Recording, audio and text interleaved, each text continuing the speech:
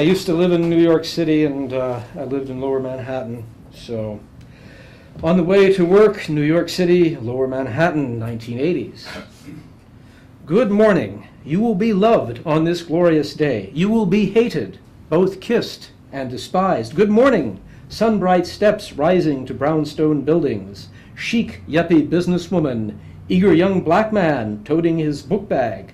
Sour, middle-aged rent-a-cop angling down sunshiny steps to the subway train. Sadly, heedlessly, or inspired, reckless on this glorious day. You will love, you will hate, both kiss and despise. The exotic beauty, the radiantly ugly, the genius, or the just plain foolish and goofy. Good morning, all! On this glorious day, the boundless white beret is on your lovely heads. Go ahead. Love and be loved. Hate and be hated. Kiss and despise. Be kissed and despised.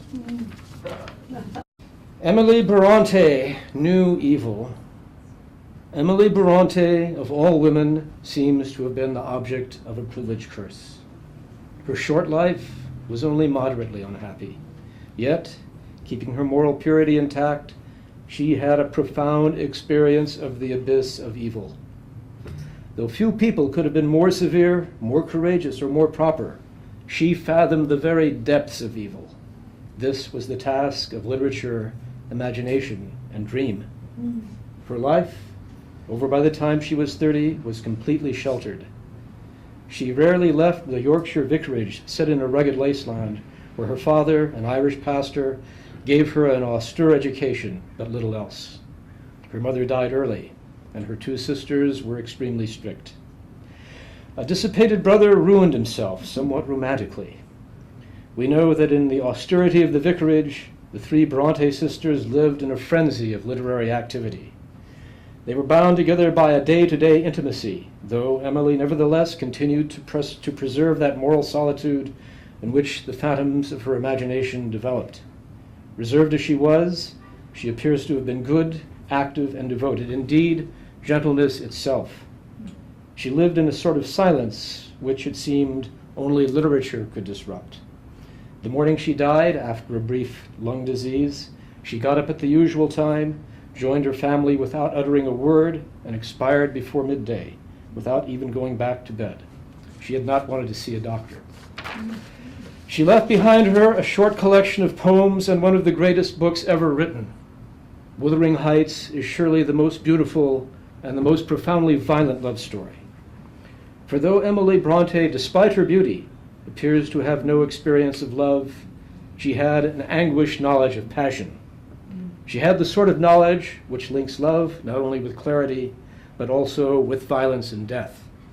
Because death seems to be the truth of love, just as love is the truth of death. Yes, Emily Bronte knew evil.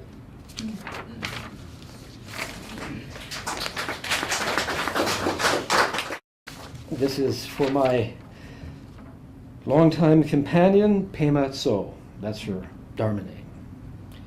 Your mind is like a philosopher's mind, active and aware. Your long black hair is your cap and tassel, random, ravishing, naturally occurring, quick thinking, encircling, deep, haphazard beauty. That's your philosophy. And 2 years ago, I went to Hiroshima, Japan for the 60th anniversary of the atomic bombing there.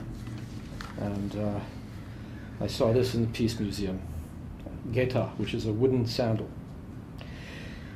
Miyako Inoue, age 13, first-year student at Municipal Girls High School, was 500 meters from the hypocenter helping to clear a fire lane.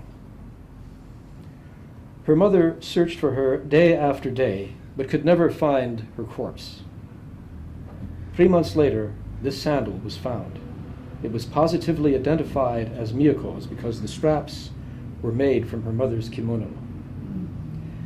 60 years later, the imprint of her left foot is still visible. And then, on a hot, humid night, the next day, I was walking around through the entertainment district, and I came to Nazo Nazo, a bar in Hiroshima.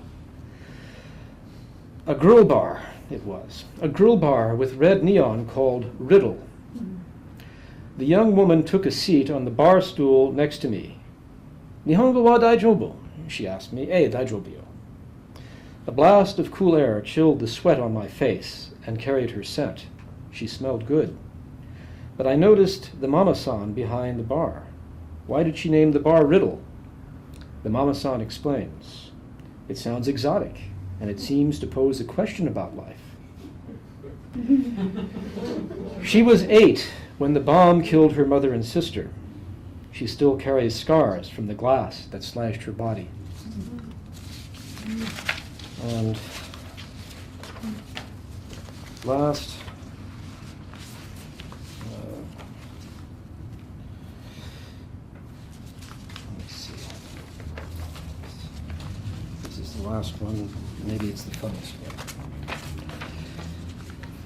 Let's rethink death. Maybe death has had an undeserved bad press. Constant bad rap about what a downer it is and how it's to be avoided at all costs. Do we overrate life? It may be AMA propaganda. But death is awful. Let's face it, we are born to die. There's birth, then some problematical stuff like suffering, and some deep, truly deep plaisance, then wacko, death. We gotta die, no matter which way we look at it. But what if death ain't awful? What if death is an utterly beautiful, transforming, painless event in which all things are explained and there is peace past understanding, like religionists have bragged for millennia? What if life is overrated and death is underrated? We have a strong body of evidence here indicating the death experience may not be awful. We are not talking about dying. Dying is a form of living. Death is an event unto itself. Anyone who has kept vigil beside a strong person dying can see it is a totally transforming experience, awesome in its beauty and simplicity, the grand leap past the last breath. When William Blake's brother Robert died, Blake saw his spirit rise through the ceiling, clapping his zero-mass hands for joy. Death here is immediate birth to next mode. No matter the death cause be violent or subdued, death happens to every organism in the same way.